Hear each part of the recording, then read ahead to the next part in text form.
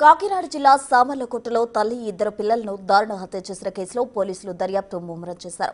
ఇప్పటికే ఒక అనుమానితుడిని అదుపులోకి తీసుకున్నట్టు తెలుస్తోంది. సీసీ ఫుటేజ్ పరిశీలించిన పోలీసులు హత్యకు ముందు ఒక వ్యక్తి సంచరించినట్టు గుర్తించారు. అంతేకాకుండా హత్యకు గురైన మాదిరి కాల్ లిస్ట్ ఆధారంగా మరిన్ని వివరాలు సేకరిస్తున్నారు.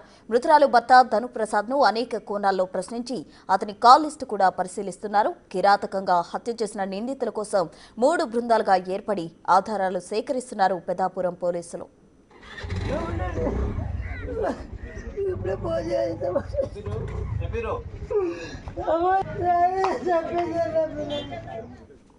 మరిన్ని వివరాలు మా ప్రతినిధి శివశంకర్ అందిస్తారు. పెద్దాపురం నియోజకవర్గం సామర్లకోట మండలం అయితే చూసుకున్నట్లయితే సీతారామ కాలనీలో అయితే దారుణ ఘటన చోటు చేసుకుంది. మాధురి అలాగే ఆమె ఇద్దరు పిల్లల్ని కూడా ఆడపిల్లల్ని ఇద్దరిని కూడా అత్యంత కిరాతకంగా హత్య చేశారు. ఇదే ఇంట్లో చూడొచ్చు. మనం చూసుకున్నట్లయితే ప్రస్తుతం అయితే పోలీసులు లోపల ఉన్నారు. క్లూస్ టీం అంతా కూడా ఏదైతే దీనికి సంబంధించి క్లూస్ అన్ని కూడా తీసుకుంటున్న పరిస్థితి కనిపిస్తుంది. ఇదే గదిలో అత్యంత దారుణంగా హత్య చేసిన పరిస్థితులు కనిపిస్తున్నాయి. అయితే మనం చూడొచ్చు క్లియర్గా ఇప్పటికే లోపల పోలీసులు క్షుణ్ణంగా అణువణువు కూడా పరిశీలిస్తున్న పరిస్థితి కనిపిస్తుంది. అయితే ఈ డోర్ లాక్ చేసి ఉందంటూ కూడా చెప్తున్నారు. ఈ డోర్ లోపల నుంచి లాక్ చేసి ఉందని చెప్తున్నారు. ఏదైతే భర్త వచ్చేటప్పటికి ముగ్గురు కూడా విగత జీవులుగా పడి ఉన్నారు. అదేవిధంగా చూసుకున్నట్లయితే మనం క్లియర్గా ఈ మొత్తం అన్ని డోర్స్ కూడా క్లోజ్ చేసుకుంటారు. అయితే ఇది కూడా ఫ్రంట్ గేట్ కూడా లాక్ చేసే ఉంది. ఇవన్నీ కూడా లాక్ చేసే ఉన్నాయి. వెనక డోర్ నుంచి వచ్చి చూసానని కూడా ఆమె భర్త ఎవరైతే ధనుప్రసాద్ ఉన్నాడో ధనుప్రసాద్ చెప్తున్నాడు. వచ్చి చూసేటప్పటికి ముగ్గురు విగత జీవితులుగా ఉండటంతో ఆయన లభోదీపం అన్న పరిస్థితి కనిపిస్తున్నాయి. కన్నీటి పర్యాంతమయ్యాడు.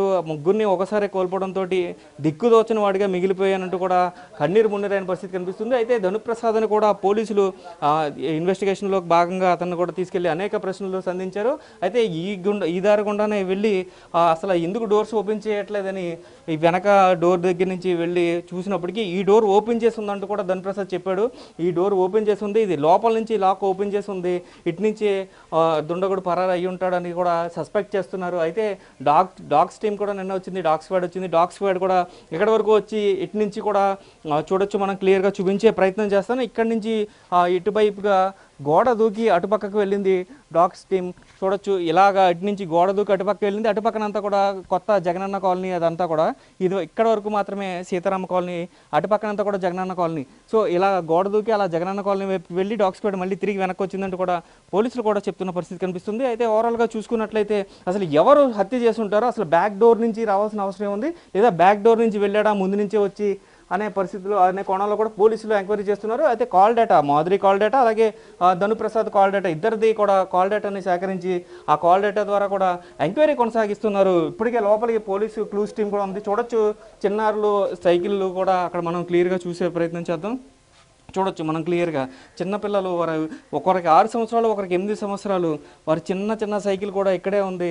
అసలు వారు తెల్లారితే కన్ను మూస్తాం అనే పరిస్థితి కూడా ఉండకపోవచ్చు మేబీ.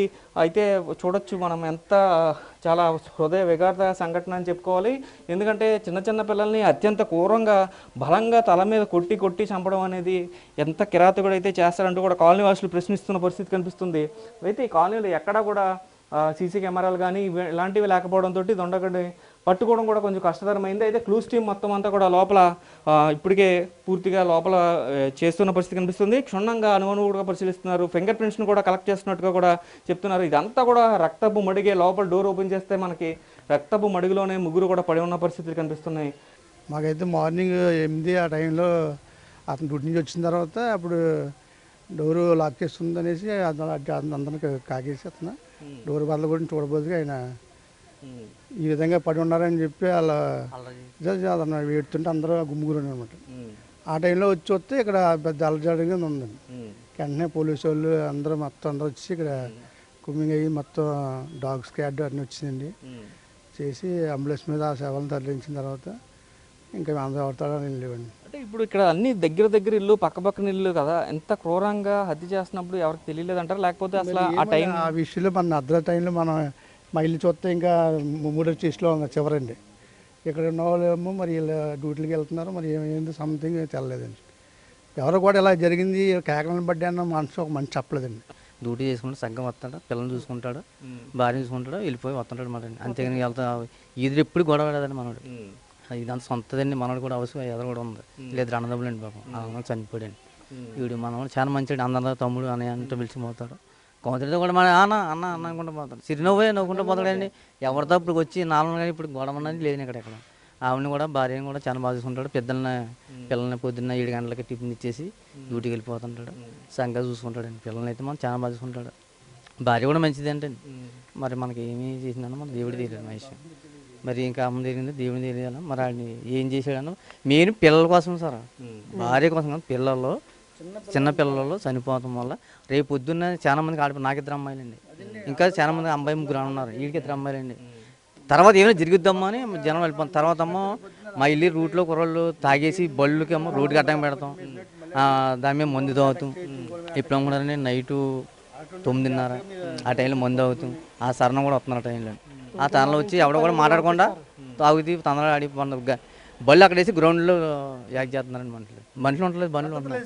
అది పద్ధతి లేదండి, మాకు కండిషన్ లేదండి. సార్ ఏంటంటే మన వాళ్ళకి ఇప్పుడు తర్వాత మాకు ఏముందంటే సీసీ కెమెరా కావాలి సార్.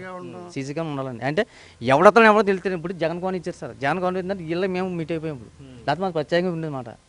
అదేమో మామూలుగా గోడ చుట్టూ ఉండేది, ఏదైనా తప్పు ఉండి అలా పోతూ ఉండేది మాట. ఇప్పుడు మాకు రౌండ్ షేప్ ఏంటంటే మాకు ఇక్కడ సెక్యూరిటీ ఉండాలా, మాకు సీసీ కెమెరా పెట్టాలా.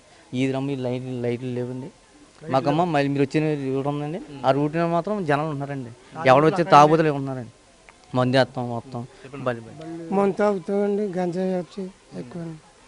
దారంటే అమ్మాయిలు వెళ్తుంటే ఏం చేస్తారన్న భయం. పిల్లలు వస్తే వయసు వచ్చి ఉన్నారండి, ఏదో కొద్దిగా రక్షణ కల్పిస్తారని మేము కోరుకుంటున్నాం.